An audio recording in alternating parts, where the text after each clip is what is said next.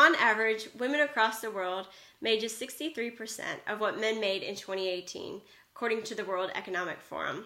The year before, the Equal Employment Opportunity Commission in the United States found that women there made up just 30% of senior level officials and managers. So are organizations simply the unfortunate setting for gender inequalities, or is there something about organizations in and of themselves that helps contribute to the production of gender inequality? Hi, my name is Sarah Mosseri, and I am a PhD candidate in sociology at the University of Virginia. And I'm here to introduce my co-authored article, which is titled How Organizational Characteristics Shape Gender Difference and Inequality at Work. This article was published in 2019 in Sociology Compass, and it was co-authored with Elizabeth Gorman, who is an associate professor of sociology also at the University of Virginia.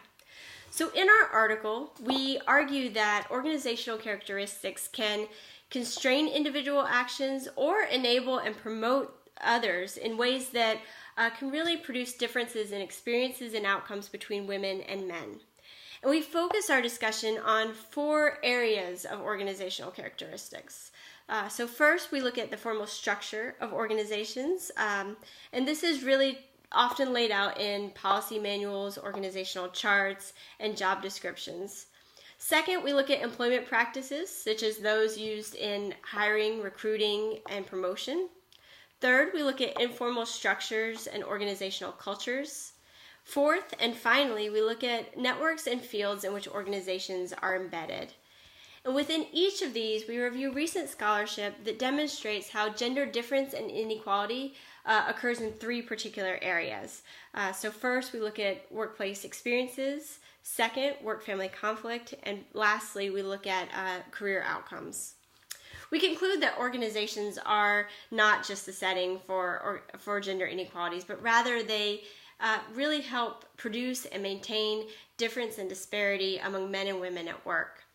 And it's interesting because we note an alarming trend in which organizational approaches to inequality seem to be fading from the sociological toolkit. So we urge our readers to really adopt an organizational lens as you pursue gender-focused research, teaching, and policies.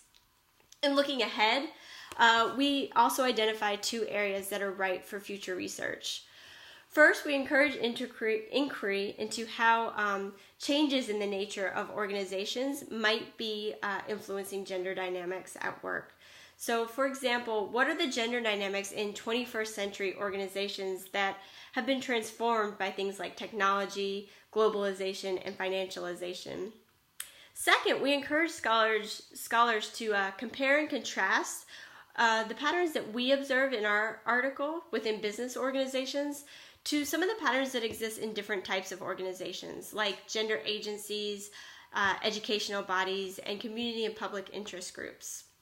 In the classroom, we hope that this review can provide a foundational roadmap for the next generation of gender scholars, and we encourage educators to use our teaching and learning guide as a resource for integrating the insights from our article into your syllabi. We hope that you enjoy the article, and please be in touch with any discussion, questions, feedback. We'd be very interested in speaking with you. You can contact me at sem2gw@virginia.edu. And until then, happy reading!